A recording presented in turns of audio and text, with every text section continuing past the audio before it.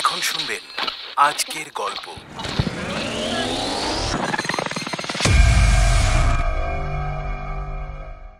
বন্দে মাতরম।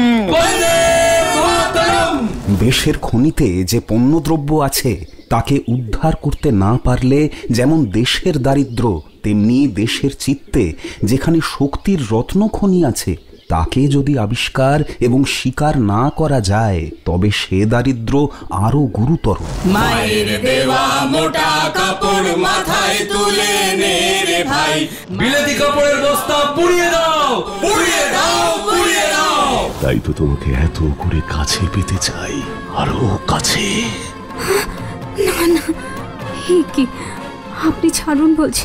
মা যেমন নিজের গয়না দিয়ে তার প্রত্যেক মেয়েকে সাজিয়ে দেয়, আজ তেমনি এমন একটা দিন এসেছে যখন সমস্ত পৃথিবী প্রত্যেক দেশকে আপন গয়না দিয়ে সাজিয়ে দিচ্ছে। ছি ছি ছি ছি ছি, লজ্জায় আমার। তাই নাকি? এইসবও চলছে? কি ছবি? নুড? হ্যাঁ গো, কি বিচ্ছিরি। প্রবৃত্তি যদি প্রবল হয় বিকৃতি আসে মনে, আর তখন সত্যকে ঠিক মতো দেখতে পাওয়া যায় না। অ্যানিমেট্রিক্স প্রাইম স্টোরিজে আজ শুনবেন রবীন্দ্রনাথ ঠাকুরের ঘরে বাইরে। নিবেদনে অ্যানিমেট্রিক্স প্রাইম স্টোরিজ, প্রযোজনা অ্যানিমেট্রিক্স মাল্টিমিডিয়া। মায়ের দেওয়া মোটা কাপড় মাথায় তুলে নে রে ভাই, দিন দুঃখিনী মা যে তোদের তার বেশি আর সাধ্য নাই।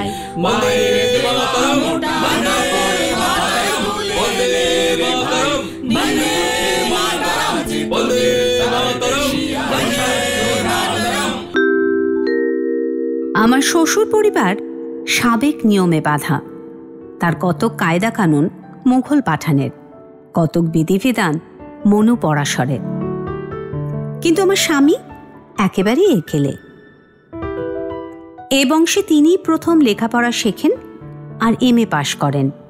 তার বড় দুই ভাই মদ খেয়ে অল্প বয়সে মারা গেছেন। তাদের ছেলেপুলে নেই, তার চরিত্রে কোনো চঞ্চলতা নেই। এ বংশে এটা এত খাপছাড়া যে সকলে এতটা পছন্দ করে না। মনে করে যাদের ঘরে লক্ষ্মী নেই অত্যন্ত নির্মল হওয়া তাদের সাজে। কলঙ্কের প্রশস্ত জায়গা তারার মধ্যে নেই, চাঁদের মধ্যেই আছে। বহুকাল হলো আমার শ্বশুর শাশুড়ির মৃত্যু হয়েছে। আমার দিদি শাশুড়ি ঘরের কর্ত্রী, আমার স্বামী তার বুকের হাড়, তার চোখের মণি। এই জন্যই আমার স্বামী কায়দার গণ্ডি ডিঙিয়ে চলতে সাহস করতেন। এই জন্যই তিনি যখন মিস গিলবিকে আমার সঙ্গিনী আর শিক্ষক নিযুক্ত করলেন, তখন ঘরে বাইরে যত রসনা ছিল তার সমস্ত রস বিষ হয়ে উঠল। তবু আমার স্বামীর জেদ বজায় রইল। সেই সময় তিনি BA পাশ করে MA পড়ছিলেন। আমি লেখাপড়া করেছি, সুতরাং এখনকার কালের সঙ্গে আমার এখনকার ভাষাতেই পরিচয় হয়ে গেছে। আমার স্বামী বরাবর বলে এসেছেন স্ত্রী পুরুষের পরস্পরের প্রতি সমান অধিকার, সুতরাং তাদের সমান প্রেমের সম্বন্ধ। এই নিয়ে আমি তার সঙ্গে কোনোদিনই তর্ক করিনি।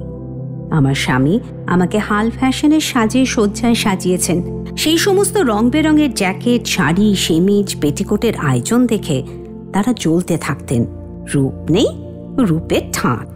দেহটাকে যে একেবারে দোকান করে সাজিয়ে তুললে গো, লজ্জা করে না?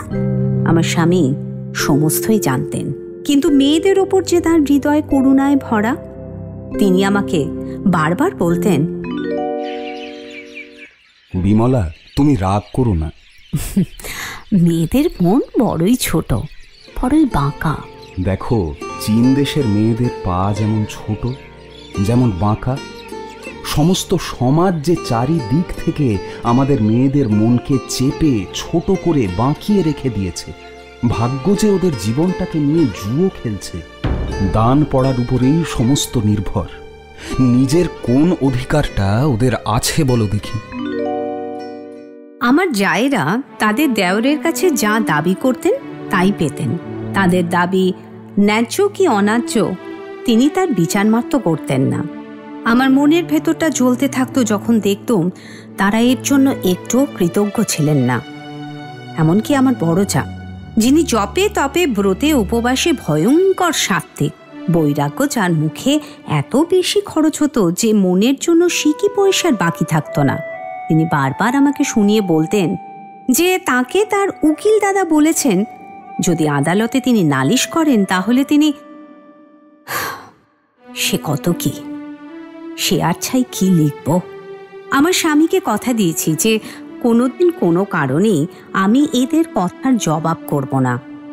তাই জ্বালা আরও আমার অসহ্য হতো। আমার মনে হতো ভালো হওয়ার একটা সীমা আছে, সেটা পেরিয়ে গেলে কেমন যেন তাতে পৌরুষের ব্যাঘাত হয়।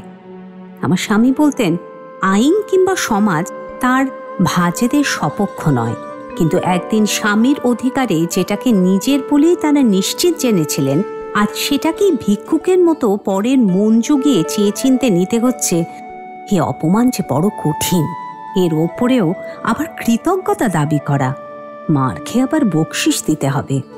সত্য কথা বলবো, অনেকবার আমি মনে মনে ভেবেছি আর একটু মন্দ হবার মতো তেজ আমার স্বামীর থাকা উচিত ছিল। আমার মেজজা অন্য ধরনের ছিলেন। তার বয়স অল্প, তিনি সাত্ত্বিকতার ভরং করতেন না, বরঞ্চ তার কথাবার্তায় হাসি ঠাট্টায় কিছু রসের বেকার ছিল। যেসব যুবতী দাসী তার কাছে রেখেছিলেন তাদের রকম সকম একেবারেই ভালো নয়, তা নিয়ে কেউ আপত্তি করার লোকও ছিল না, কেননা এ বাড়ির ওই রকমই দস্তুর। আমি বুঝতাম আমার স্বামী যে অকলঙ্ক, আমার এই বিশেষ সৌভাগ্য তাঁর কাছে অসহ্য। তাই তার দেওরের যাতায়াতের পথে ঘাটে নানা রকম ফাঁদ পেতে রাখতেন। এই কথাটা কবুল করতে আমার সবচেয়ে লজ্জা হয় যে আমার অমন স্বামীর জন্য মাঝে মাঝে আমার মনে ভয় ভাবনা ঢুকত। এখনকার হাওয়াটাই যে খোলা, তার ভেতর দিয়ে স্বচ্ছ জিনিসকেও স্বচ্ছ বোধ হয় না। আমার মেজজা মাঝে মাঝে এক একদিন নিজে রেঁধে বেড়ে দেওরকে আদর করে খেতে ডাকতেন। আমার ভারী ইচ্ছে হতো তিনি যেন কোনো ছুঁতো করে বলেন, না আমি যেতে পারবো না, যা মন্দ তার তো একটা শাস্তি পাওনা আছে।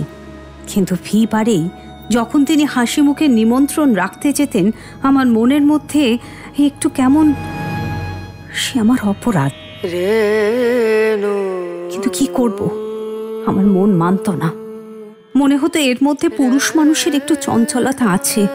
সে সময়টা আমার অন্য সহস্র কাজ থাকলেও কোনো একটা ছুতো করে আমার মেজজায়ের ঘরে গিয়ে বসতাম।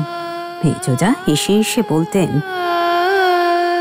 বাপরে, ছোট রানীর একদণ্ড চোখের আড়াল হবার জন্যে একেবারে কোরা পাহারা। বলি আমাদেরও তো একদিন ছিল, কিন্তু এত করে আগলে রাখতে শিখিনি বাপু।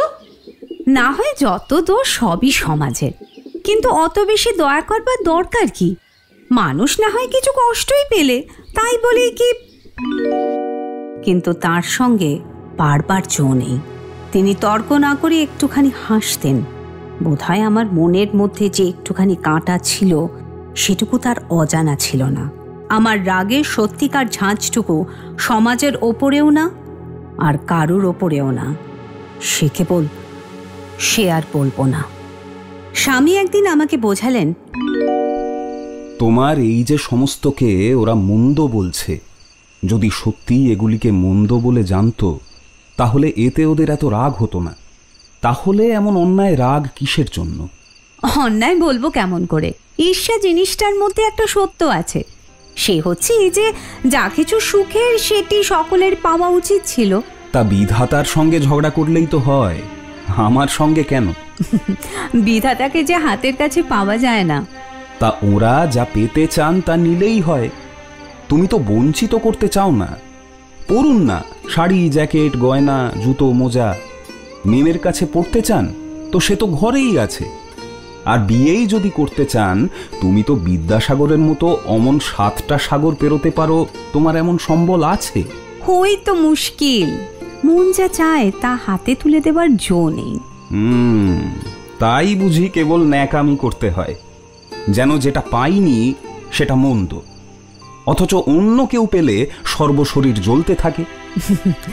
যে মানুষ বঞ্চিত এমনি করেই সে আপনার বঞ্চনার চেয়ে বড় হয়ে উঠতে চায়, ওই তার সান্ত্বনা। না, যাই বলো তুমি, মেয়েরা বড় ন্যাকা। ওরা সত্যি কথাকে কবুল করতে চায় না, ছল করে। তার মানে ওরা সবচেয়ে বঞ্চিত? এমনি করে উনি যখন বাড়ির মেয়েদের সব রকম ক্ষুদ্রতায় উড়িয়ে দিতেন, আমার রাগ হতো। আমার স্বামীর বড় ইচ্ছে ছিল আমাকে বাইরে বের করবেন। একদিন আমি তাকে বললুম, বাইরেতে আমার দরকার কি? তোমাকে বাইরের দরকার থাকতেও পারে। এতদিন যদি তার চলে গিয়ে থাকতে পারে তো আজও চলবে, সে গলায় দড়ি দিয়ে মরবে না। আহা, মরে তো মরুক না, সেজন্য আমি ভাবছি নে, আমি আমার জন্যে ভাবছি। সত্যি নাকি? তোমার আবার ভাবনা কিসের? অমন চুপ করে ফাঁকি দিয়ে গেলে চলবে না, এ কথাটা তোমার শেষ করে যেতেই হবে। আচ্ছা, কথা কি মুখের কথাতেই শেষ হয়? সমস্ত জীবনে কত কথা শেষ হয় না। না, তুমি হেয়ালি রাখো, বলো। আমি চাই বাইরের মধ্যে তুমি আমাকে পাও, আমি তোমাকে পাই। ওইখানে আমাদের দেনা পাওনা বাকি আছে। ঘরের মধ্যে পাওয়ার কমতি হলো কোথায়? দেখো, এখানে আমাকে দিয়ে তোমার চোখ, কান, মুখ সমস্ত মুড়ে রাখা হয়েছে। তুমি যে কাকে চাও তাও জানো না, কাকে পেয়েছো তাও জানো না। খুব জানি গো, খুব জানি। মনে করছো জানি, কিন্তু জানো কি না তাও জানো না। দেখো, তোমার এই কথাগুলো না সইতে পারিনি। সেই জন্যই তো বলতে চাইনি। তোমার চুপ করে থাকা আরো সইতে পারিনি। তাই তো আমার ইচ্ছে, আমি কথাও কইব না, চুপও করব না। তুমি একবার বিশ্বের মাঝখানে এসে সমস্ত আপনি বুঝে নাও। এই ঘর গড়া ফাঁকির মধ্যে কেবলমাত্র ঘর কন্যাটুকু করে যাওয়ার জন্যে তুমিও হওনি, আমিও হইনি। সত্যের মধ্যে আমাদের পরিচয় যদি পাকা হয় তবেই আমাদের ভালোবাসা সার্থক হবে। পরিচয় তোমার হয়তো বাকি থাকতে পারে, কিন্তু আমার কিছুই বাকি নেই। তা বেশ তো, আমারই যদি বাকি থাকে সেটুকু পূরণ করেই দাও না কেন? যে পেটুক মাছের ঝোল ভালোবাসে, সে মাছকে কেটে কুটে সাঁতলে সিদ্ধ করে মশলা দিয়ে নিজের মনের মতোটি করে নেয়। কিন্তু যে লোক মাছকেই সত্য ভালোবাসে, সে তাকে পিতলের হাঁড়িতে রেঁধে পাথরের বাটিতে ভর্তি করতে চায় না। সে তাকে ছাড়া জলের মধ্যেই বশ করতে পারে তো ভালো, না পারে তো ডাঙায় বসে অপেক্ষা করে। তারপরে যখন ঘরে ফেরে তখন এইটুকু তার সান্ত্বনা থাকে যে যাকে চাই তাকে পাইনি, কিন্তু নিজের শখের বা সুবিধার জন্য তাকে ছেঁটে ফেলে নষ্ট করিনি। আস্ত পাওয়াটাই সবচেয়ে ভালো। নিতান্তই যদি তা সম্ভব না হয় তবে আস্ত হারানোটাও ভালো। এসব কথা আমার একেবারেই ভালো লাগতো না, কিন্তু সেজন্যই যে তখন বের হইনি তা নয়। আমার দিদি শাশুড়ি তখন বেঁচে ছিলেন। তার অমতে আমার স্বামী বিংশ শতাব্দীর প্রায় 20 আনা দিয়েই ঘর ভর্তি করে তুলেছিলেন। তিনি শোয়েও ছিলেন। রাজবাড়ির বউ যদি পর্দা খুঁচিয়ে বাইরে বেরোতো তাহলেও তিনি সইতেন। তিনি নিশ্চয়ই জানতেন এটা একদিন ঘটবে, কিন্তু আমি ভাবতাম যে এটা এতই কি জরুরি যে তাকে কষ্ট দিতে যাব। বয়ে পড়েছি আমরা খাঁচার পাখি, কিন্তু অন্যের কথা জানি নে এই খাঁচার মধ্যে আমার এত ধরেছে যে বিশ্বেও তা ধরে না। অন্তত তখনও সেই রকমই ভাবতুম। দিদি শাশুড়ির মৃত্যুর পর আমার স্বামীর ইচ্ছে হলো আমরা কলকাতায় গিয়ে থাকি, কিন্তু কিছুতেই আমার মন উঠল না। এই যে আমার শ্বশুর ঘর, দিদি শাশুড়ি কত দুঃখ, কত বিচ্ছেদের ভেতর দিয়ে, কত যত্নে একে এতকাল আগলে এসেছেন। আমি সমস্ত দায় একেবারে ঘুচিয়ে দিয়ে যদি কলকাতায় চলে যাই তবে যে অভিশাপ লাগবে, এ কথাই আমার বারবার মনে হতে লাগলো। দিদি শাশুড়ি শূন্য আসন আমার মুখের দিকে তাকিয়ে রইল। আমার স্বামীর দানের লিস্ট ছিল খুব লম্বা। তাঁতের কল কিংবা ধান ভাঙার যন্ত্র কিংবা ওই রকম একটা কিছু যে কেউ তৈরি করবার চেষ্টা করেছে তাকে তার শেষ নিষ্ফলতা পর্যন্ত তিনি সাহায্য করেছেন। বিলেতি কোম্পানির সঙ্গে টক্কর দিয়ে পুরী যাত্রা জাহাজ চালাবার স্বদেশি কোম্পানি উঠল। তার একখানা জাহাজও ভাসেনি, কিন্তু আমার স্বামীর অনেকগুলো কোম্পানির কাগজ ডুবেছে। সবচেয়ে আমার বিরক্ত লাগতো সন্দীপবাবু যখন দেশের নানা উপকারের ছুঁতোয় তার টাকা শুষে নিতেন। তিনি খবরের কাগজ চালাবেন, স্বাদেশিকতা প্রচার করতে যাবেন, ডাক্তারের পরামর্শতে তাকে কিছুদিনের জন্য উটকামন্দে যেতে হবে। নির্বিচারে আমার স্বামী তার খরচ চুকিয়েছেন। এছাড়া সংসার খরচের জন্য নিয়মিত তার মাসিক বরাদ্দ আছে। অথচ আশ্চর্য এই যে আমার স্বামীর সঙ্গে তার মতের মিল আছে তা নয়। আমার স্বামী বলতেন, দেশের খনিতে যে পণ্যদ্রব্য আছে তাকে উদ্ধার করতে না পারলে যেমন দেশের দারিদ্র, তেমনি দেশের চিত্তে যেখানে শক্তির রত্নখনি আছে তাকে যদি আবিষ্কার এবং স্বীকার না করা যায় তবে সে দারিদ্র আরো গুরুতর। আমি তাকে একদিন রাগ করে বলেছিলাম, এরা সবাই তোমায় ফাঁকি দিচ্ছে। দেখো, আমার গুণ নেই, অথচ কেবলমাত্র টাকা দিয়ে গুণের অংশীদার হচ্ছি। আমি তো বরং ফাঁকি দিয়ে লাভ করে নিলুম। এই যুগের তুফান যেই আমার রক্তে লাগলো, আমি প্রথমেই স্বামীকে বললাম, বিলেতি জিনিসে তৈরি আমার সমস্ত পোশাক এবার পুড়িয়ে ফেলবো। সে কি, পোড়াবে কেন? যতদিন খুশি ব্যবহার না করলেই হবে। কি বলছো তুমি? যতদিন খুশি? হ্যাঁ। ইহ জীবনে আমি কখনো। তা বেশ তো, ইহজীবনে তুমি না হয় ব্যবহার করবে না, ঘটা করে নাই বা পোড়ালে। কেন তুমি এতে বাধা দিচ্ছ? আমি বলছি, গড়ে তোলবার কাজে তোমার সমস্ত শক্তি দাও। অনাবশ্যক ভেঙে ফেলবার উত্তেজনায় তার সিকি পয়সা বাজে খরচ করতে নেই। এই উত্তেজনাতে গড়ে তোলবার সাহায্য হয়। তাই যদি বলো তবে বলতে হয়, ঘরে আগুন না লাগালে ঘর আলো করা যায় না। আমি প্রদীপ জ্বালবার হাজার ঝঞ্ঝাট পোয়াতে রাজি আছি, কিন্তু তাড়াতাড়ি সুবিধের জন্য ঘরে আগুন লাগাতে রাজি নই। ওটা দেখতেই বাহাদুরি, কিন্তু আসলে দুর্বলতার গোঁজা মিলন। দেখো, বুঝছি আমার কথা আজ তোমার মনে নিচ্ছে না, তবু আমি এ কথাটি তোমাকে বলছি, একবার ভেবে দেখো। মা যেমন নিজের গয়না দিয়ে তার প্রত্যেক মেয়েকে সাজিয়ে দেয়, আজ তেমনি এমন একটা দিন এসেছে যখন সমস্ত পৃথিবী প্রত্যেক দেশকে আপন গয়না দিয়ে সাজিয়ে দিচ্ছে। আজ আমাদের খাওয়া পরা, চলাফেরা, ভাবনা চিন্তা সমস্তই সমস্ত পৃথিবীর যোগে। আমি তাই মনে করি এটা প্রত্যেক জাতিরই সৌভাগ্যের যুগ। এই সৌভাগ্যকে অস্বীকার করা বীরত্ব নয়। তারপরে আরেক ল্যাটা। মিস গিলবি যখন আমাদের অন্তঃপুরে এসেছিল তখন তাই নিয়ে কিছুদিন খুব গোলমাল চলেছিল। তারপর অভ্যেসক্রমে সেটা চাপা পড়ে গেছে, আবার সমস্ত গলিয়ে উঠল। মিস গিলবি ইংরেজ কি বাঙালি অনেকদিন সে কথা আমারও মনে হয়নি, কিন্তু মনে হতে শুরু হলো। আমি স্বামীকে বললুম, মিস গিলবিকে ছাড়িয়ে দিতে হবে। স্বামী চুপ করে রইলেন। আমি সেদিন তাকে যা মুখে এলো তাই বলেছিলাম। তিনি ম্লান মুখ করে চলে গেলেন। আমি খুব খানিকটা কাঁদলুম। কেঁদে যখন আমার মনটা একটু নরম হলো, তিনি রাত্রে এসে বললেন, দেখো বিমলা, মিস গিলবিকে কেবলমাত্র ইংরেজ বলে ঝাপসা করে দেখতে আমি পারিনি। এত দিনের পরিচয়েও কি ওই নামের বেড়াটা ঘুচবে না? ও যে তোমাকে ভালোবাসে। আমি একটুখানি লজ্জিত হয়ে, অথচ নিজের অভিমানের অল্প একটু ঝাঁঝ বজায় রেখে বললুম, আচ্ছা থাক না, ওকে কে যেতে বলছে? মিস গিলবি রয়ে গেল। একদিন গির্জায় যাওয়ার সময় পথের মধ্যেই আমাদেরই একজন দুঃসম্পর্কের আত্মীয় ছেলে তাকে ঢিল ছুঁড়ে মেরে অপমান করলে। আমার স্বামী এতদিন সেই ছেলেকে পালন করেছিলেন, তিনি তাকে তাড়িয়ে দিলেন। এই নিয়ে ভারী একটা গোল উঠল। সেই ছেলে যা বললে সবাই তা বিশ্বাস করলে। লোকে বললে মিস গিলবি তাকে অপমান করেছে এবং তার সম্বন্ধে বানিয়ে বলেছে। আমারও কেমন যেন মনে হলো সেটা অসম্ভব নয়। ছেলেটার মা নেই, তার খুড়ো এসে আমাকে ধরলে। আমি তার হয়ে অনেক চেষ্টা করলুম, কিন্তু কোনো ফল হলো না। সেদিনকার দিনে আমার স্বামীর এই ব্যবহার কেউ ক্ষমা করতে পারলে না, আমিও না। আমি মনে মনে তাকে নিন্দাই করলুম। এইবার মিস গিলবি আপনি চলে গেল। যাবার সময় তার চোখ দিয়ে জল পড়ল, কিন্তু আমার মন গলল না। আহা, মিথ্যে করে ছেলেটার এমন সর্বনাশ করে গেল গো। আর অমন ছেলে, স্বদেশের উৎসাহে তার নাওয়া খাওয়া ছিল না।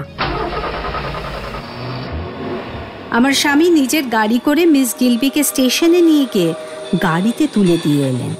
সেটা আমার বড় বাড়াবাড়ি বোধ হলো। এই কথাটা নিয়ে নানা ডালপালা দিয়ে কাগজে যখন গাল দিলে, আমার মনে হলো এই শাস্তি ওর পাওনা ছিল। এমন সময় সন্দীপবাবু স্বদেশী প্রচার করবার জন্য তার দলবল নিয়ে আমাদের ওখানে এসে উপস্থিত হলেন। বিকেলবেলায় আমাদের নাট মন্দিরে সভা হবে। আমরা মেয়েরা দালানের একদিকে চিক ফেলে বসে আছি। বন্দে মাতরম শব্দের সিংহনাদ ক্রমে ক্রমে কাছে আসছে। আমার বুকের ভেতরটা গুড়গুড় করে কেঁপে উঠছে। হঠাৎ পাগড়ি বাঁধা গেরুয়া পরা যুবক ও বালকের দল খালি পায়ে আমাদের প্রকাণ্ড আঙিনার মধ্যে মরা নদীতে প্রথম বর্ষার গেরুয়া বন্যার ধারার মতো হুড়হুড় করে ঢুকে পড়ল। লোকে লোকে ভরে গেল। সেই ভিড়ের মধ্যে দিয়ে একটা বড় চৌকির ওপর বসিয়ে 10-12 জন ছেলে সন্দীপ বাবুকে কাঁধে করে নিয়ে এলো।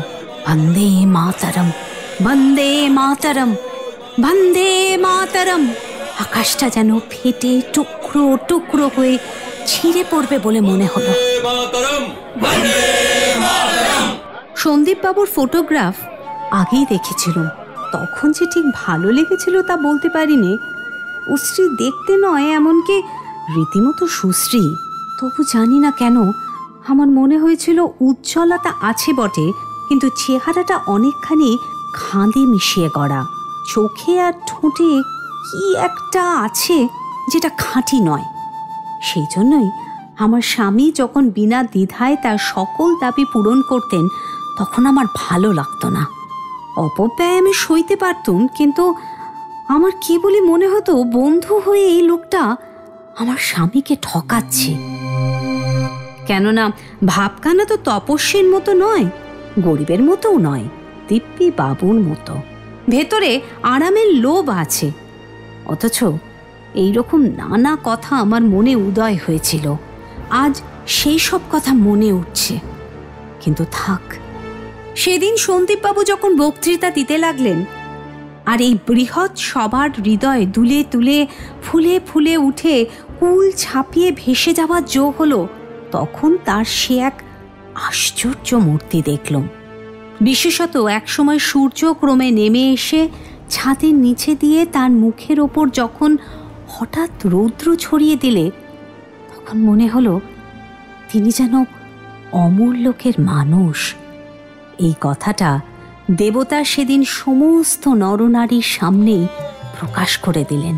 বক্তৃতার প্রথম থেকে শেষ পর্যন্ত প্রত্যেক কথায় যেন ঝড়ের দমকা হাওয়া, সাহসের অন্ত নেই।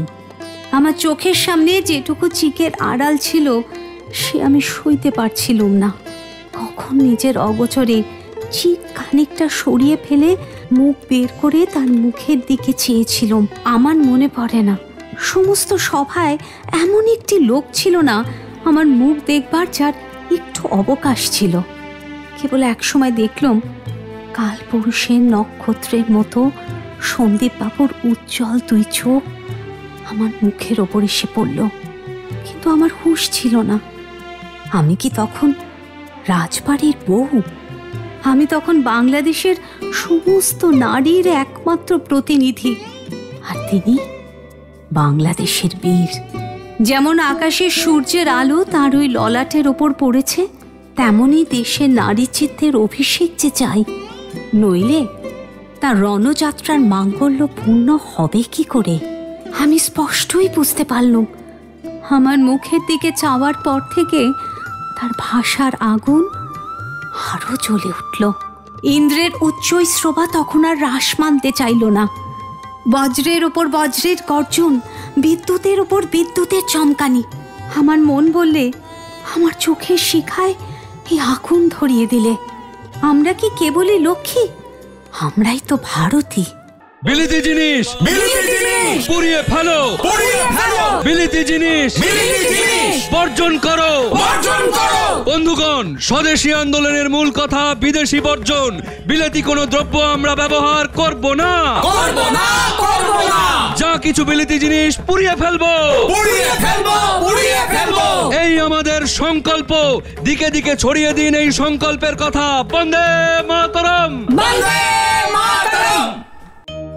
সেদিন একটা অপূর্ব আনন্দ এবং অহংকারী দীপ্তি নিয়ে বাড়ি ফিরে এলো। ভেতরে একটা আগুনের ঝড়ের বেগ আমাকে এক মুহূর্তে এক কেন্দ্র থেকে আরেক কেন্দ্রে টেনে নিয়ে গেল। আমার ইচ্ছে করতে লাগলো গ্রিসের বীরাঙ্গনার মতো আমার চুল কেটে দিই ওই বীরের হাতের ধনুকের ছিলা করবার জন্য।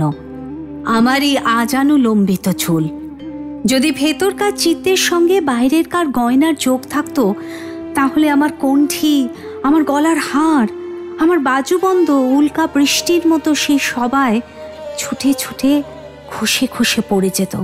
নিজের অত্যন্ত একটা ক্ষতি করতে পারলে তবেই যেন সেই আনন্দের উৎসাহ বেগ সহ্য করা সম্ভব হতে পারত। সন্ধেবেলায় আমার স্বামী যখন ঘরে এলেন, আমি জিজ্ঞাসা করলুম, সন্দীপবাবু আর কতদিন এখানে আছেন? তিনি কাল সকালেই রংপুর রওনা হবেন। ও, কাল সকালে? হ্যাঁ, সেখানে তার বক্তৃতার সময় স্থির হয়ে গেছে। কোনো মতে কালকের দিনটা থেকে গেলে হয় না? সে তো সম্ভব নয়, কিন্তু কেন বলো দেখি?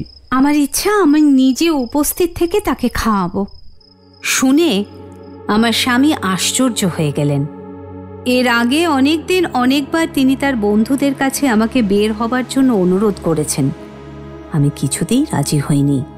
আমার স্বামী আমার মুখের দিকে স্থিরভাবে একরকম করে চাইলেন। আমি তার মানেটা ঠিক বুঝলুম না। ভেতরে হঠাৎ একটু কেমন লজ্জা বোধ হলো। বললুম, না না, সে কাজ নেই। কেনই বা কাজ নেই? আমি সন্দীপকে বলবো, যদি কোনো রকমে সম্ভব হয় তাহলে কাল সে থেকে যাবে। দেখলুম সম্ভব হলো। আরে এই যে ভাই সন্দীপ, শোনো, নতুন একজনের সঙ্গে তোমায় পরিচয় করিয়ে দিই। ইনি হলেন... থাক, বুঝতে পেরেছি। উনি তোমার স্ত্রী, তা বুঝতে আমার অসুবিধে হচ্ছে না। নমস্কার বিমলা দেবী। আরে বসো বসো। বাহ, এ তো দেখছি বেশ বড় পাওনা হয়ে গেল আমার।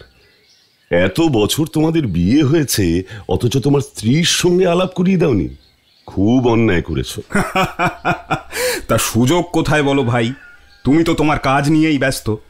তা ঠিক, কিন্তু তোমার সেরকম আহ্বান পেলে সব কাজ ফেলেই ছুটে আসতাম।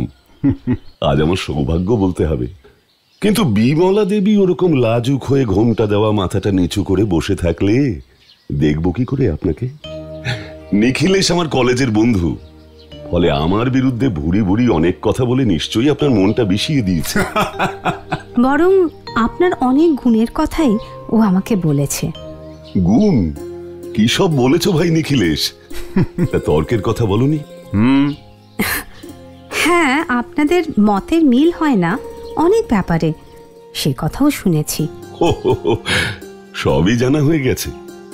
তাহলে বলি, আপনার সম্পর্কেও আমি অনেক কিছু জানি।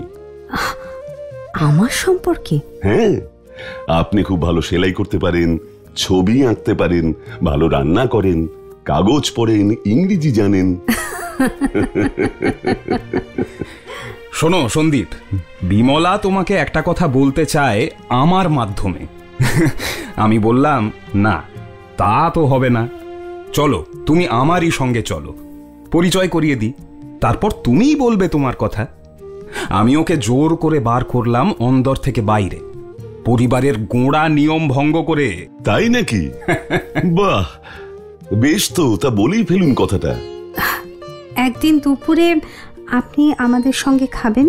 হ্যাঁ, বুঝলে ভাই, ওর খুব ইচ্ছে নিজে রান্না করে তোমাকে খাওয়াবে। এ তো আমার পরম সৌভাগ্য। কিন্তু কাল যে আমার রংপুর যাওয়ার কথা, এদিকে এইরকম একটা আমন্ত্রণ শ্যাম রাখি না কুল রাখি? ঠিক আছে, আপনার আমন্ত্রণ শিরোধার্য। তাহলে উঠি? না না, উঠবেন কেন? আসল কথাটাই তো হলো না। কি? আমার বক্তৃতা কেমন লাগলো তা তো বললেন না। খুব ভালো, মনে জোর এনে দেয়। মনে হয় ঝাঁপিয়ে পড়ি কাজে, গায়ে কাঁটা দিচ্ছিল। পড়ুন না, ঝাঁপিয়ে পড়ুন। আপনারা মেয়েরা যদি এগিয়ে আসেন, তাহলে আমাদের লড়াইটা তো সম্পূর্ণ হয়। নারী বাহিনী তৈরি হবে, আপনি হবেন মক্ষী রানী, আপনার চারপাশে আমরা সৈনিকের মতো লড়াই করে যাব। আমি সত্যি কথা বলবো, সেদিন আমার মনে হচ্ছিল ঈশ্বর কেন আমাকে আশ্চর্য সুন্দর করে করলেন না। কারো মন হরণ করার জন্য যে, তা নয়, কিন্তু রূপ যে একটা গৌরব। আজ এই মহাদিনে দেশের পুরুষেরা দেশের নারীর মধ্যে দেখুক একবার জগদ্ধাত্রীকে। সন্দীপ বাবু কি আমার মধ্যে দেশের সেই জাগ্রত শক্তিকে দেখতে পাবেন? না মনে করবেন এ একজন সামান্য মেয়ে মানুষ, তার এই বন্ধুর ঘরের গৃহিণী মাত্র। কি মনে হতেই স্বামীকে বললাম, আচ্ছা তুমি কি বলো তো, কেন? তোমার বন্ধুটি এসেছেন, কয়েকদিন ধরেই আছেন, তুমি একবারও গিয়ে দেখা করলে না? দেখো, ও এসেছে কাজে, গেস্ট হাউসে রয়েছে, ছেলেরা সবাই ওর কাছে যাওয়া আসা করছে। আর তুমি তো আমার প্রতিনিধি, লাইব্রেরি ঘরে তোমার সঙ্গে তো ওর দেখাই হয়।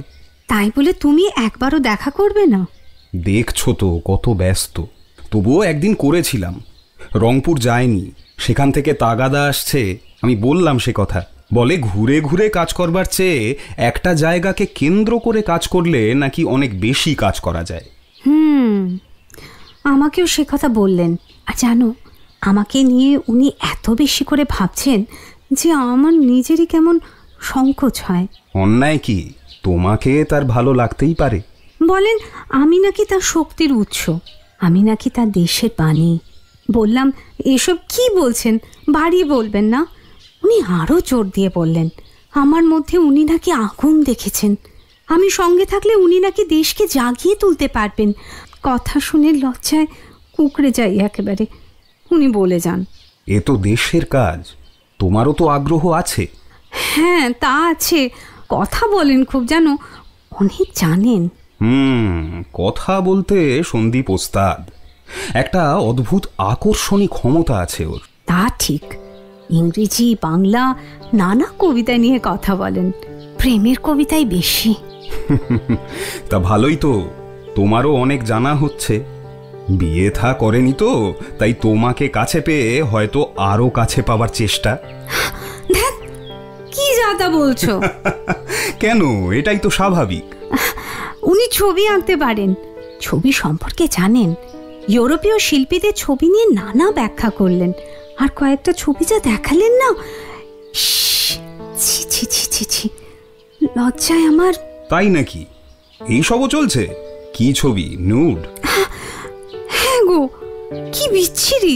তা দেখিয়ে কি বললো? সে সময় মানুষ সম্পর্কে লেকচার দিল। আচ্ছা, আমাকে এসব বলা কেন? তার মানে ভালোই হচ্ছে তোমাদের কাজকর্ম, কি বলো? দেখো, সন্দীপের কিছু গুণ আছে ঠিকই, তবে ওর মধ্যে কিছু নেগেটিভ দিকও আছে। লালসার স্থূলতা, অর্থকরীয়, নানান কারণে টাকা চাইতো, লেগেই থাকতো। আমি দিতামও। না দিলেই পারতে। চাইলে না করি কি করে বলো তো? এটাকে বলে সুযোগ নেওয়া। আসলে ও জানে যে আমার কাছে আছে, তাই চায়। তাহলে এত বিলাসিতা কেন? ধরে নাও সেটা ওর রুচি। যাক, এসব কথা এখন বাদ দাও। সেদিন দুপুরবেলা খাবার নিমন্ত্রণ, তাই ভিজে চুল তখন খোপা করে বাঁধবার সময় ছিল না।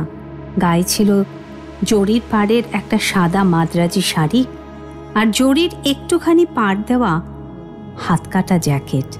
আমি ঠিক করেছিলুম এ খুব সংযত সাজ, এর চেয়ে সাদাসিধে আর কিছু হতে পারে না। এমন সময় আমার মেজো যা এসে আমার মাথা থেকে পা পর্যন্ত একবার চোখ বুলিয়ে নিলেন, তারপর ঠোঁট দুটো খুব টিপে একটু হাসলেন। আমি জিজ্ঞাসা করলুম, দিদি তুমি হাসলে যে? তোর সাজ দেখছি। ও, এমনি কি সাজ দেখলে?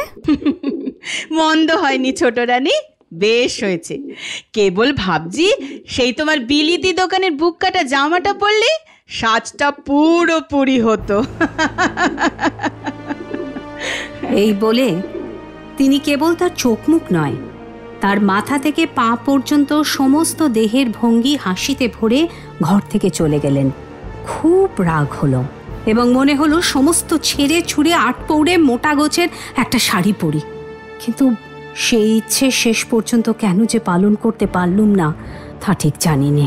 মনে মনে বললুম, আমি যদি বেশ ভদ্র রকম সাজ না করে সন্দীপবাবুর সামনে বেরোই তাহলে আমার স্বামী রাগ করবেন। মেয়েরা যে সমাজের শ্রী। আসতে পারি? হ্যাঁ হ্যাঁ, আসুন। দূরে আমার ঘর থেকে বেরিয়ে শব্দ পেলাম, মনে হলো আপনি বারান্দায়। আসতেই পারফিউমের গন্ধ। পর্দার নিচ থেকে আপনার শাড়ির পাটটুকু দু একবার চোখে পড়ল, বুঝলাম এসে গেছেন। আপনাদের এই লাইব্রেরি ঘরটা আড্ডা দেবার সত্যিই বেশ ভালো জায়গা। কত মূল্যবান বইয়ের সম্ভার। দাদা শ্বশুরের আমল থেকেই চলছে। বুঝলেন, আপনাকে যতই দেখছি ততই অবাক হয়ে যাচ্ছি। কেবল মনে হয় একটা যেন প্রেরণার উৎস। আমি তো কোনো কাজেই লাগছি না, তবু এসব কেন বলছেন? সোজা কথা বলবো? বলুন। আপনার সঙ্গটাই আসলে আমার খুব ভালো লাগছে। যোগ্য শ্রোতা না পেলে কি কথা বলে আরাম পাওয়া যায়? আপনি অনেক জানেন। আপনিও কম জান না। বৈষ্ণব কবিতা নিয়ে কাল তো ভালোই বললেন। আলোচনাটা বেশ জমে উঠেছিল। একটা বই ফেলে গিয়েছিলাম কাল। আরে নিখিল, এসো এসো, কদিন তোমার দেখাই পাচ্ছি না। কয়েকটা ঝামেলা নিয়ে বড্ড ব্যস্ত আছি হে। তা তোমার কাজ কেমন চলছে বলো? বিমলা তো তোমার জ্ঞান ভাণ্ডারে খুব মুগ্ধ। এটা কি বই দেখি তো? ও, দাম্পত্য জীবনের সেই ইংরেজি বইটা, কনজুগাল লাইফ নিয়ে। হ্যাঁ, বইটা আমি পড়েছি। কেমন লেগেছে তোমার? দেখো, এরকম বইয়ের ভালো দিক যেমন আছে, খারাপ দিকও আছে। যেমন? প্রবৃত্তি যদি প্রবল হয়, বিকৃতি আসে মনে, আর তখন সত্যকে ঠিক মতো দেখতে পাওয়া যায় না। এ নিয়ে তর্ক করব না, ভাবছিলাম বইটা ওকে পড়তে দেব। তা দাও না, ক্ষতি কি? আমি যখন পড়েছি তখন বিমলাই বা পড়বে না কেন? এ বইয়ে তো দাম্পত্য জীবনের কথাই আছে, ও তো পড়তেই পারে। কিন্তু তুমি বিয়ে থা করনি, অথচ দাম্পত্য জীবনে আগ্রহ ভাবিয়ে তুললে হে। যাক, শোনো, আমি একটা কাজে বেরোচ্ছি, তোমরা গল্প করো, পরে কোনো একদিন তোমাদের গল্পে যোগ দেবক্ষণ। এখন যাই। আমিও যাই। কেন? আমার তো কোনো দরকার নেই। দরকার কি থাকতেই হবে? বন্ধুত্ব কি অপরাধ? হৃদয়ের পুজোটা কি এতই অনাদর, মক্ষী রানী? আমি তো কোনো কাজেই লাগছি না। কে বললো লাগছেন না? প্রত্যক্ষ না হলেও পরোক্ষভাবে তো লাগছেন। আপনার মধ্যে আমি আমার দেশের শক্তিকে দেখতে পাই। আপনি তো আমার কপালে জয় টিকা পরিয়ে দেবেন, তবেই তো জানবো আমি আমার দেশের আদেশ পেয়েছি। একটা কথা বলবো? বলুন। আপনি যে আমার কাজের অনুপ্রেরণা, সেটাকে কি আমি কিছুতেই বোঝাতে পারছি না? ঠিক উল্টো, আপনার কথা মানুষকে জাগিয়ে তোলে। তাহলে দূরে আছো কেন? কাছে, আরো কাছে কি আসা যায় না? হ্যাঁ, আমি চাই, কাজ আছে। ন্যায় অন্যায় জানি নে। দ্বিধা করাটা মেয়েদের প্রকৃতি নয়, তার ডাইনে বাঁয়ে নেই, তার একমাত্র আছে সামনে। দেশের মেয়েরা যখন জাগবে, তখন তারা পুরুষের চেয়ে ঢের বেশি স্পষ্ট করে বলবে, আমরা চাই। সেই চাওয়ার কাছে কোনো ভালো মন্দ, কোনো সম্ভব অসম্ভবের তর্ক বিতর্কে টিকতে পারবে না। তাদেরকে বলে এক কথা, আমরা চাই, আমি চাই। এই বাণী হচ্ছে সৃষ্টির মূল বাণী।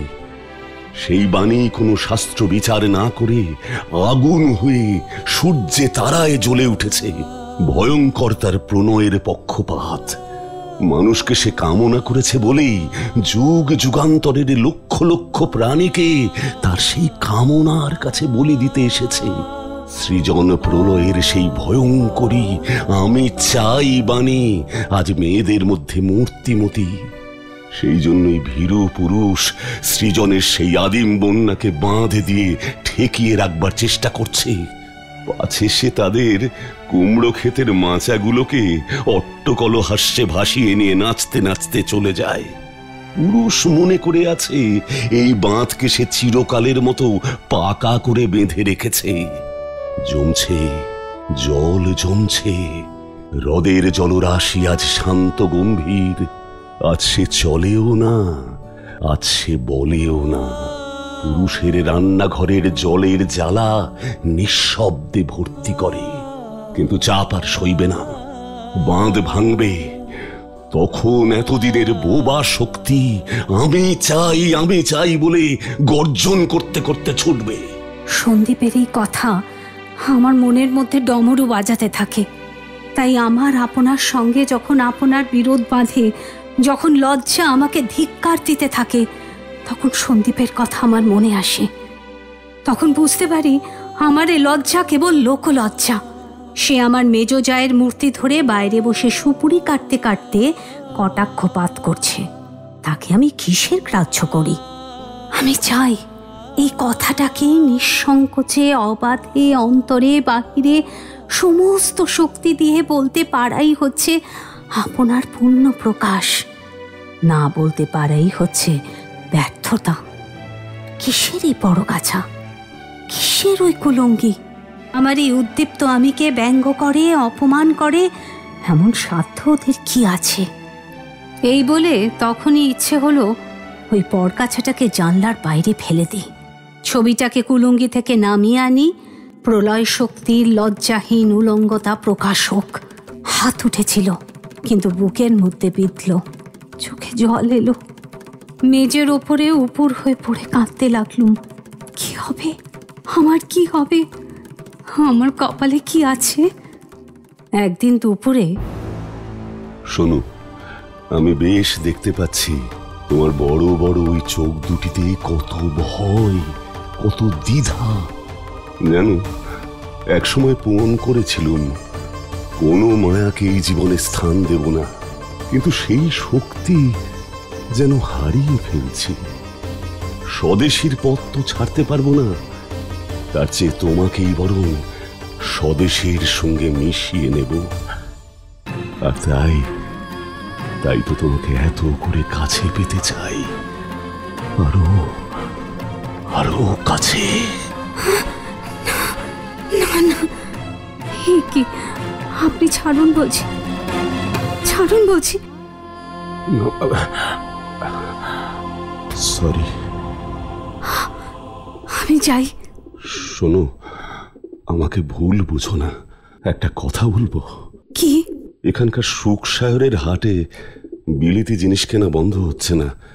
নিখিলেশ ইচ্ছে করলেই পারে, কিন্তু কারো কথাও শুনছে না। একমাত্র তুমিই পারো ওকে বলে বন্ধ করতে। একটু দেখো না। রাতে স্বামীকে ডেকে বলি, শুনছ? হ্যাঁ, কি হলো, ঘুমিয়ে পড়লে নাকি? শুনছ? কি হলো, এত গম্ভীর যে? কথা বলছো না কেন? কি বলবে না? কি কথা বলছো না কেন? ভালো লাগছে না বিমলা। শরীর খারাপ? মেজদি বলছিল। কি বলছিল? তোমার চেহারাটা কেমন খারাপ হয়ে গেছে। আমিও দেখছি। কি হয়েছে তোমার? কিছু না। বলবে না? কি বলবো? কদিন ধরেই তো দেখছি। কি কেমন যেন হয়ে গেছো তুমি। কি হয়েছি? স্বাভাবিক নেই। আমার সঙ্গে ভালো করে কথাও বলো না। কাজের চাপ, দেখতেই তো পাচ্ছ। শুধুই কি তাই? হ্যাঁ। তো ছোটাছুটি একটু কম করলেই পারো। শখে তো আর করি না জমিদারির কাজ, তার উপর আবার হামলা। হামলা? হ্যাঁ, হামলা গরিব মানুষগুলোর উপর। ওরা তো স্বদেশী। স্বদেশী নামে অন্যায় করলেও সেটাকে সহ্য করতে হবে, ন্যায় বলতে হবে তাকে, অধর্মকে পুণ্য বলতে হবে। আমার ভালো লাগছে না। আমার উপর কি তুমি রাগ করেছো? জানি না। মায়ের দেওয়া মোটা কাপড় মাথায় তুলে নে রে ভাই, দিন দুঃখিনী মাঝে তোদের তার বেশি আর সাধ্য নাই। বিলেতি কাপড়ের বস্তা পুড়িয়ে দাও, পুড়িয়ে দাও, পুড়িয়ে দাও। না না, পুড়িও না, পুড়িও না, গরিব মানুষ আমি।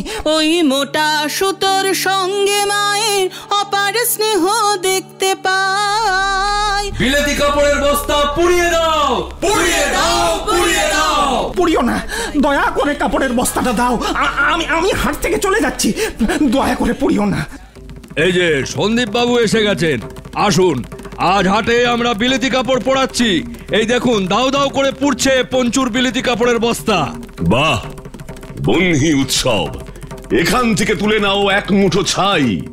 ভাই সব, এই সব বিলিতি ব্যবসার অন্ত্যেষ্টি সৎকারে তোমাদের গ্রামে এই প্রথম চিতার আগুন জ্বলল। পবিত্র এই ছাই মেখে বিদেশির বিরুদ্ধে কঠিন সংকল্প গ্রহণ করতে হবে আমাদের সকলকে। বলো, বন্দে মাতরম, বন্দে মাতরম, বন্দে মাতরম, বন্দে মাতরম, বন্দে মাতরম, বন্দে মাতরম। ওই দুঃখী মায়ের ঘরে তোদের সবার প্রচুর অন্ন নাই, তবু তাই বেচে কাজ সাবান মোজা কিনে করলি ঘর বোঝাই, তাই বেচে কাজ সাবান মোজা কিনে করলি ঘর বোঝাই। ও তোমরা তো আমাদের গ্রামেরই ছেলে, চিনি তো। আমাদের অবৈতনিক স্কুল থেকে পাশ করে তোমরা সব কলকাতার কলেজে পড়াশোনা করছো জানি। কিছু বলতে এসেছো নিশ্চয়, বলো অমূল্য, তুমিই বলো। সব জায়গাতেই বিদেশি জিনিস বর্জন চলছে, একমাত্র আপনার এলাকা বাদ। কেন, বর্জন যারা করতে চায় করুক না, কিসের বাধা? আমরা চাই আমাদের সুখসায়রের হাট থেকে বিলেতি সুতো, চাদর এই সব উঠিয়ে দিতে হবে, বিক্রি করা চলবে না। না অমূল্য, তা কি করে হয়? এটা আমি পারবো না। কেন, আপনার লোকসানের কথা ভাবছেন? না, আমার নয়, গরিব মানুষগুলোর লোকসান। সেটা তো দেশের জন্য। দেশ বলতে তোমরা কি বলছো বলো তো? মাটি নাকি মানুষ? আমরাও তো বিলিতি বাদ দিয়ে দেশি চিনি, নুন, দেশি কাপড় ধরেছি। তোমাদের মধ্যে একটা রাগ রয়েছে, জেদ, নেশা। দুটো বেশি পয়সা খরচ করতে পারো তোমরা, কিন্তু ওদের ওপর জোর করছো কেন? ওরা তো গরিব মানুষ, হাটে কেনা বেচা করছে, দারুণ অভাবের মধ্যে ওরা দিন কাটাচ্ছে। ভাবতেই পারবে না কি করুণ ওদের অবস্থা। আমি জানি। দেখুন, সারা দেশ যে ব্রত গ্রহণ করেছে, কেবল আপনি তাতে বাধা দেবেন? বাধা কোথায়? আমি তো সহযোগিতা করছি। কি সহযোগিতা? দেশি মিল থেকে দেশি সুতো, দেশি কাপড় আনিয়ে আমাদের হাটে রাখিয়েছি। অন্য হাটেও পাঠাই দেশি সুতো। কিন্তু দেশি সুতো কেউ যে কিনছে না। সে দোষ তো আমার নয়, আমার হাটেরও নয়। তার মানে এটা কি বুঝতে পারছো যে তোমাদের এই জোর জবরদস্তির ব্রত সারা দেশ নেয়নি, নিতে পারছে না? তাহলে আপনি বলছেন আপনার হাট থেকে বিলিতি মাল আপনারা সরাবেন না? না, সরাবো না, কারণ সে মাল আমার নয়, যারা ব্যবসা করছে তাদের। এতে মানুষ আপনাকে ভুল বুঝবে না, কখনোই না। তোমরা কিছু উগ্রবাদী ছাড়া সাধারণ গরিব মানুষ আমাকে আশীর্বাদ করবে। সকলেই মানছে, আপনার পাশের জমিদার হরিশ কুণ্ডও মানছে, শুধু আপনি মানছেন না। আমি তো বললাম, জোর জুলুমের পক্ষে আমি নেই, আর গরিব মানুষকে ভাতে মারার পক্ষেও না। পঞ্চু অত্যন্ত গরিব, তোমরা করলেটা কি? বস্তা থেকে তার কাপড়গুলো বার করে পুড়িয়ে দিলে, নিঃস্ব করে দিলে তাকে। যেহেতু তোমরা দলে ভারী, গায়ের জোরও বেশি। আচ্ছা বলো তো, পাবে তোমরা এই মানুষগুলোর আশীর্বাদ? এরা তোমাদের ভুল বুঝবে না? যাই হোক, সন্দীপকেও আমি এসব বলবো। এখন আসি। শোনো সন্দীপ, পঞ্চুকে আমি খুব ভালোভাবে চিনি। সে আমার নয়, হরিশ কুণ্ডুর প্রজা, অত্যন্ত গরিব। এটা ওটা কেনা বেচা করে আধ পেটা খেয়ে না খেয়ে কোনো রকমে দিন কাটে। সামান্য কিছু বিলিতি কাপড় সে বিক্রি করতে গিয়েছিল ওদেরই হাটে। হরিশ কুণ্ডু তাকে জুতো পেটা করবে বলে অপমান করেছে, আর তোমার ছেলেরা ওর কাপড়গুলো পুড়িয়ে দিয়েছে উল্লাসে তোমার সামনে। হ্যাঁ, ঠিকই শুনেছ। আমি পঞ্চুকে ফৌজদারি মামলা করতে বলেছি। সে বলেছে কেউ সাক্ষী দেবে না। কিন্তু সন্দীপ, তুমি? সাক্ষী দিলে আমি হরিশ কুণ্ডুর পক্ষেই দেব। জমিদারের পক্ষে? কেন? কেন সত্যের পক্ষে নয়? কেন? একটি হতদরিদ্র মানুষ বাঁচার চেষ্টা করছে, গায়ের জোরে তার সবকিছু কেড়ে নিয়ে পুড়িয়ে দিয়ে উৎসব করলে তোমরা। এটাই তো সত্য। সেই সত্যের পক্ষে তুমি সাক্ষী দেবে না? কিন্তু অন্য সত্যটা কি? সেটা যে সত্যটা আমাদের গড়তে হবে, তার জন্য কিছু মিথ্যে না হলে হলোই। তাতে আমাদের অন্তরের সত্যকে ফাঁকি দেওয়া হবে না তো? এই তর্ক শেষ হবে না নিখিলেশ, দৃষ্টিভঙ্গির তফাৎ। একটা কথা বলবো? বলো। মানুষ নিজে কি কাপড় পরবে, কোন দোকান থেকে কিনবে, কি খাবে, কার সঙ্গে খাবে, এই যদি ভয়ের শাসনে বাধা হয়, তাহলে মানুষের ইচ্ছেকে একেবারে গোড়া ঘেঁষে অস্বীকার করা হয়। মানুষকে মনুষ্যত্ব থেকে বঞ্চিত করা হয়। এই জবরদস্তিতে মানুষের মঙ্গল হয় না কখনোই। চললাম। কি ব্যাপার বিমলা, তুমি একেবারে ঘরে ডেকে নিলে? কিছু বলবে? দেখো, সমস্ত বাংলাদেশে একমাত্র আমাদের হাটটাই আলাদা হয়ে থাকবে। এখানেই শুধু বিলিতি কাপড় আসছে। এটা কি ভালো হচ্ছে? তা কি করলে ভালো হয় বলো? তুমি বিলিতি জিনিসগুলো বের করে দিতে বলো না। মুশকিল হলো, জিনিসগুলো তো আর আমার নয়। কিন্তু হাটটা তো তোমার। কিন্তু হাটটা অনেক বেশি তাদের যারা ওই হাটে জিনিস কিনতে আসে। তারা দেশি জিনিস কিনুক। কিনলে আমি খুশি হব, কিন্তু যদি না কেনে? হুমা, সে কি কথা? ওদের এত বড় সাহস হবে? তুমি এখানকার জমিদার, তোমাকে অস্বীকার করবে? কি হবে তর্ক করে বিমলা? তুমি কেন যে এ কথা আমাকে বলতে এসেছো আমি বুঝি। দেখো, পরিষ্কার একটা কথা বলি, আমি অত্যাচার করতে পারবো না। একটা বিষয় আমি হৃদয় দিয়ে বুঝি, দেশের নামে যারা ত্যাগ করে তারা সাধু, কিন্তু দেশের নামে যারা উপদ্রব করবে তারা শত্রু। স্বাধীনতার গোড়া কেটে তারা আগায় জল দিতে চায়। এটাই তোমার কথা? ঠিক আছে। এ কি, রাগ করে চলে যাচ্ছ? চলেই গেল, এতটাই দূরে চলে যাচ্ছে বিমলা। ঘরের প্রদীপ আজ বাইরে গিয়ে ঘরের আগুনের চেহারা নিয়েছে। এসো মুখী, এসো। তোমার চোখ মুখ দেখে কেমন বিধ্বস্ত মনে হচ্ছে। এসো এসো, কাছে এসো। ইস, হাত দুটো কেমন ঠান্ডা। বুঝতে পারছি, অন্দরে ঝড় বইয়ে দিয়েছ তুমি। জানতাম এমনটাই হবে। তবু মনে রেখো, তুমি যা করছো তা দেশের জন্যই করছো। সেটাই তো ভাবি, তোমার কথাগুলো আমার কাছে মন্ত্রের মতো মনে হয়। মুখী, আমরা দুজনের সহযোগী, লক্ষ্য এক। বসো তুমি। তোমার মধ্যে আগুন আছে, লুকিয়ে রাখবে কে? অমলের কাছে শুনেছ নিশ্চয়ই, চারিদিকে বিলিতি কাপড় পরানোর ধুম পড়ে গেছে। সুখ ও সায়রও আলাদা থাকতে পারবে না, দেখো তুমি। কিন্তু সকলে তো স্বেচ্ছায় করছে না। সেখানে জোর করা হচ্ছে।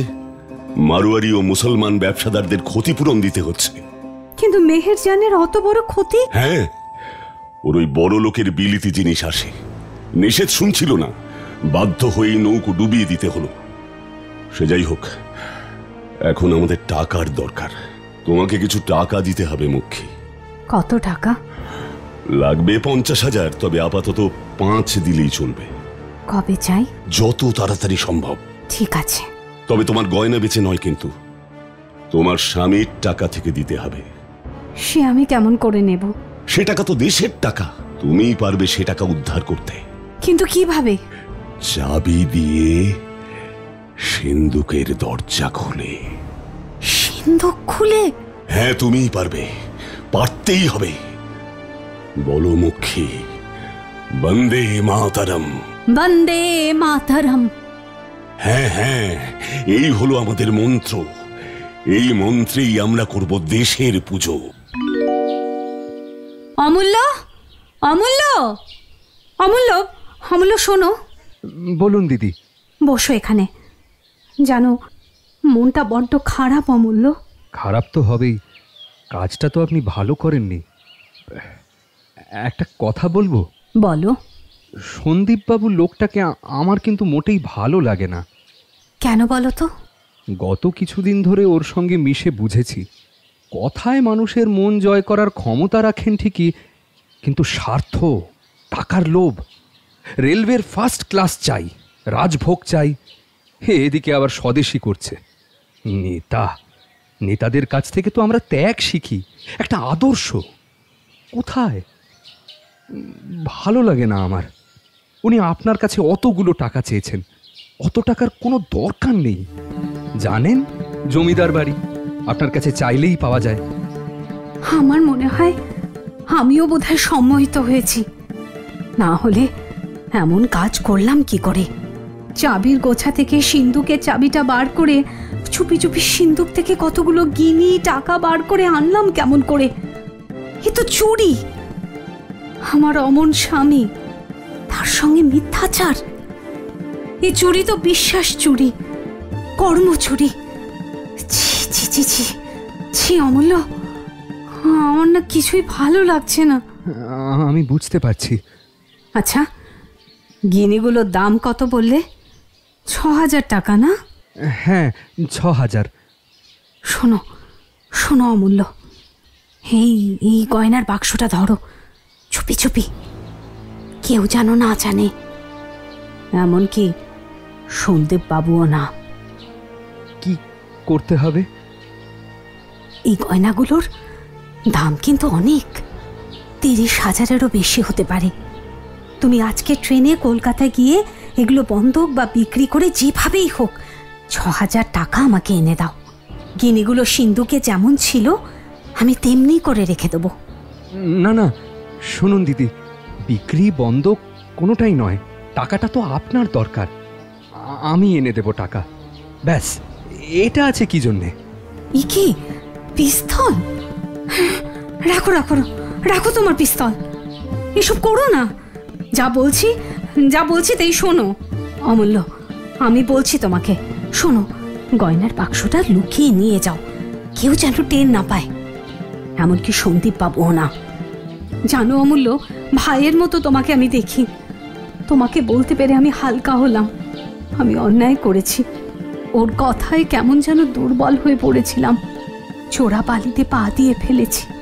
ফিরে আসতে হবে আমাকে ফিরে আসতেই হবে। তুমি আমাকে সাহায্য করো ভাই। ঠিক আছে, কিছু ভাববেন না, আমি চললাম। আসতে পারি? আসুন। অমূল্য একটা ছোট বাক্স লুকিয়ে নিয়ে যাচ্ছে দেখলাম, কিসের? বলবার হলে তো আপনার সামনেই দিতাম। তুমি ভাবছো অমূল্য আমাকে বলবে না? না, বলবে না। অমূল্যকে তোমার এতই বিশ্বাস? অবিশ্বাস করার কোনো কারণ তো ঘটেনি। ভাবছো আমার উপর প্রভুত্ব করে ওকে পদানত করবে? আমি থাকতে তা হবে না। আমি জানি ওটা কি, তোমার গয়নার বাক্স। যা খুশি আপনি ভাবতে পারেন। দিলে যদি, তবে অমূল্যকে কেন? অমূল্যকে তুমি আমার চেয়ে বেশি বিশ্বাস করো। জেনে রাখো, ও আমার ছায়ার ছায়া। আমি সরে গেলে ও কিছুই নয়। যেখানে ও আপনার ছায়া নয় সেখানেই ও অমূল্য। তখন ওকে আমি বিশ্বাস করি অনেক বেশি। তোমার এসব মূল্যবান জিনিস মায়ের পুজোয় আমাকে দিতে তুমি অঙ্গীকার করেছো। দেবতার জিনিস যদি দিতে হয় দেবতাকেই দেব। আমাকে তুমি কি ভাবো? আর যাই হোক, দেবতা ভাবি না। সে আমি ভাবতেও বলছি না, কিন্তু এভাবে তুমি দূরে ঠেলে দিচ্ছ কেন আমাকে? আমি কোনো কথা বলতে চাই না। এড়িয়ে যাওয়ার চেষ্টা করো না বিমলা। তোমার এই ছলা কলায় আমি কিন্তু ভুলবো না। আপনার কথায় কলহের কর্কশ আওয়াজ আমার ভালো লাগছে না। আমি চললাম। কোথায় পালাও রানী? যাওয়া বললেই তো যাওয়া যায় না। ছাড়ুন, পথ ছাড়ুন, ছাড়ুন বলছি। কে যেন আসছে। আরে নিখিল, এসো এসো। তোমার বিরুদ্ধে অভিযোগ আছে। সেলফে অনেক বই রয়েছে বটে, কিন্তু ব্রাউনিং নেই কেন? আমি মক্ষীরানীকে আমাদের সেই কলেজ ক্লাবের কথা বলেছিলাম। ব্রাউনিং এর কবিতার তর্জমা নিয়ে আমাদের 4 জনের মধ্যে সেই লড়াই মনে পড়ে? না, শোনো সন্দীপ, সিরিয়াসলি একটা ব্যাপারে তোমাকে সতর্ক করে দিতে এসেছি। কি ব্যাপার বলো? এই অঞ্চলের মুসলমানেরা একটা বড় অংশ তোমার উপর বিরক্ত। তাদের খেপিয়ে তোলার জন্যে ঢাকা থেকে কিছু মৌলবি আনাগোনা শুরু করেছে। যে কোনো সময় একটা উৎপাত হতে পারে। পালাতে পরামর্শ দিচ্ছ? পরামর্শ দিতে চাই না, খবর দিতে এসেছি। আমি এখানকার জমিদার হলে মুসলমানদেরই ভাবিয়ে তুলতাম। তুমি বড্ড দুর্বল। পরামর্শ আমি চাই না। আরেকটা কথা বলি, তোমার দলবল আমার প্রজাদের ওপর ভেতরে ভেতরে উৎপাত চালাচ্ছে। আমি পছন্দ করছি না। তোমাকে এলাকা ছেড়ে চলে যেতে হবে। মুসলমানদের ভয়? না, অন্য আশঙ্কা থেকে বলছি। দিন 5 পরে আমি কলকাতা যাচ্ছি, সে সময় তুমিও যাবে আমাদের সঙ্গে। সেখানে আমাদের বাড়িতে তুমি থাকতে পারো, তাতে কোনো বাধা নেই। প্রয়োজন হবে না। এখান থেকে যাওয়ার হলে নিশ্চয়ই যাব। ম্যাপে আরো অনেক জায়গা আছে। তুমি রাগের কথা বলছো সন্দীপ, কিন্তু বিপদটা পাকিয়ে ফেলেছ তুমি। আমারও তো আত্মরক্ষার প্রয়োজন আছে, কথাটা বলে গেলাম। যা ভালো মনে হয় করো। চলো বিমলা। আচ্ছা, যা শুনলাম তা কি সত্যি? কি শুনেছ? চাকুয়ে কাচারিতে নাকি ডাকাতি হয়েছে। হ্যাঁ, কে বলল? মেজ বৌঠান। মেজ বৌঠান? আর কি বলল? বললেন ডাকাতরা সব টাকা নেয়নি, শুধু 6,000 টাকা নিয়েই নাকি পালিয়েছে। আর কাশেম সর্দারকে পুলিশ নাকি গ্রেপ্তার করেছে। কাশেম এ কাজ কখনোই করতে পারে না, ও খুব বিশ্বাসী। তার মানে সত্যি আমাদের কাছারিতে ডাকাতি হয়েছে? হ্যাঁ, বৌঠান বারবার করে বলেছে শোবার ঘরে সিন্দুকের টাকা গিনি ওগুলো সব ব্যাংকে জমা করে রাখতে। এখন দেখছি সত্যিই এটা করা দরকার। শিগগিরই ওগুলো কলকাতার ব্যাংকে জমা করে দেবার ব্যবস্থা করব। আচ্ছা, আমার চাবিটা কোথায় গেল বলো তো? গোছার মধ্যেই তো ছিল সিন্দুকের চাবিটা, কিছুতেই পাচ্ছি না। চাবি তো আমার কাছে, তোমার দরকার দেব? না না, ঠিক আছে, তোমার কাছে আছে যখন থাক, দরকার পড়লে চেয়ে নেব। আমি একটু বেরোচ্ছি, কাশেমকে ছাড়িয়ে আনা দরকার। দিদি দিদি দিদি, বন্দে মাতরম, এই যে ৬,০০০ টাকা। তুমি তো কলকাতায় যাওনি অমূল্য? কে বলল? সন্দীপ বাবু। হ্যাঁ, যাইনি, দরকার হয়নি। তাহলে টাকাটা পেলে কোথায়? সে আপনাকে বলবো না, আপনি বলবেন অন্যায়। যে গয়নার বাক্স তোমাকে দিয়েছিলাম সেটা সন্দীপ বাবুর কাছে গেল কি করে? তুমি তো আমার কথা রাখোনি অমূল্য। উনি অসৎ, উনি তঞ্চক। মানে? গয়নার বাক্সটা আমার তোরঙ্গে রেখেছিলাম গোপনে, ওর জানারই কথা নয়, তবু খুঁজে খুঁজে ওটা বার করেছেন লুকিয়ে, তারপর আপনাকে দিয়ে গেছেন আপনার কাছে ভালো সাজার জন্যে। ভাবুন একবার, কি ভয়ানক, কি সাংঘাতিক। বাক্সটা উনি দিতে এসেছিলেন বটে, কিন্তু শেষ পর্যন্ত আর দেননি। জিনিসগুলো না, ফেরত নিয়ে গেলেন, বললেন দেশের কাজে লাগবে। ছি ছি ছি ছি ছি, কি ছল চাতুরি, লোভী, স্বার্থপর। ইনি হলেন আমাদের নেতা। ছি, ভেবেছিলাম গয়নার বাক্সটা নিজে হাতে আপনাকে ফেরত দেব। সবই বুঝতে পারছি, কিন্তু দুঃখ করো না। একটা কথা তোমাকে বলি, জরুরি, খুব জরুরি, দিদির আদেশ বলে মনে করবে। হ্যাঁ বলুন। এই ৬,০০০ টাকার প্যাকেট যেখান থেকে তুমি নিয়ে এসেছো ঠিক সেখানেই ফেরত দিয়ে আসবে। আমি বুঝতে পারছি তুমি কি করেছো, কিন্তু আমার এই নির্দেশ তোমাকে পালন করতেই হবে অমূল্য। সে যে বড় কঠিন কাজ দিদি। তবুও তোমাকে করতে হবে অমূল্য, আমি বলছি, যাও। আমি আর পারছি না, এবারকার মতো মাফ করে দাও প্রভু।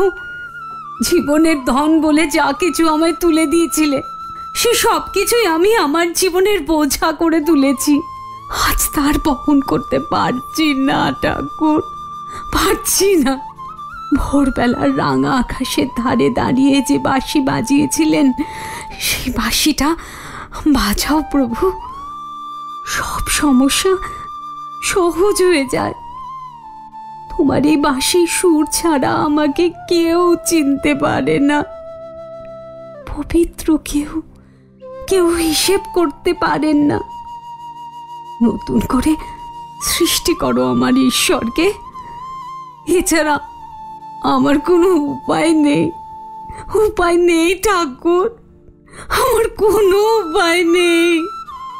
বাঁচাও, বাঁচাও আমাকে, আমাকে বাঁচাও। বিমলা, বিমলা, বিমলা, কেঁদো না, কেঁদো না বিমলা। ঘরে ঢুকতে গিয়েই তোমার কান্নার আওয়াজ পেলাম। কেঁদো না, কেউ শুনতে পাবে। কি করছো?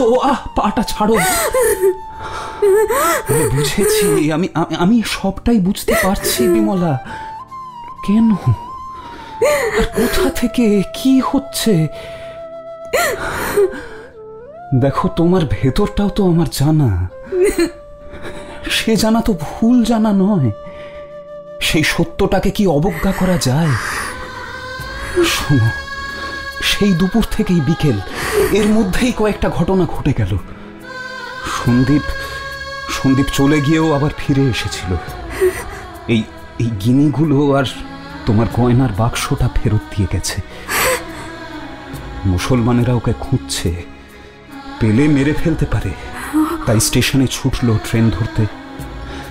পালিয়ে যাবে কোথাও। এরপর পরই দারোগা বাবু এলেন, সঙ্গে অমূল্য।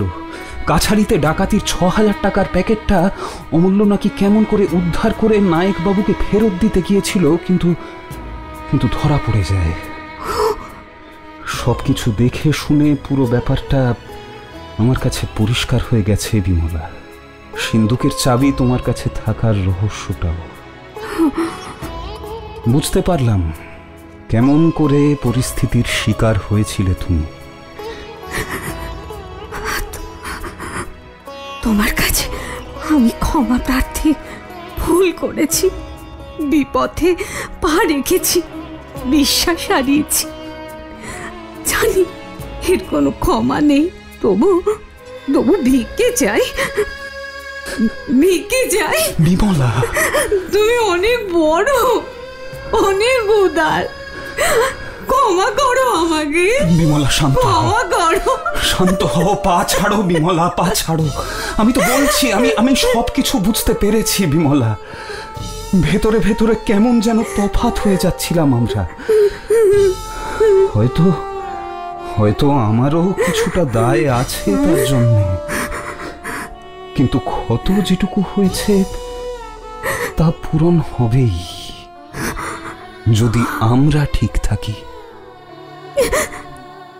বলো বলো, তুমি আমাকে ক্ষমা করেছ? শুধু ক্ষমা নয়, কথা দিচ্ছি আমাদের ভালোবাসার বাঁশি আবার বাজবে তেমনি সুরে। বলছো বলছো তুমি? হ্যাঁ বিমলা, আমি বলছি।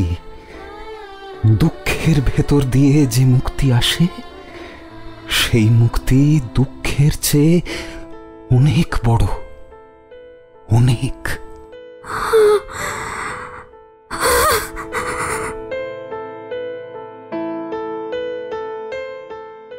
অ্যানিমেট্রিক্স প্রাইম স্টোরিজে এতক্ষণ শুনলেন রবীন্দ্রনাথ ঠাকুরের ঘরে বাইরে। বিভিন্ন চরিত্রে অভিনয় করলেন পিঙ্কি ব্যানার্জি, কোরক সামন্ত, অর্পিতা দাস, আর্য জানা ও নরেন ভট্টাচার্য।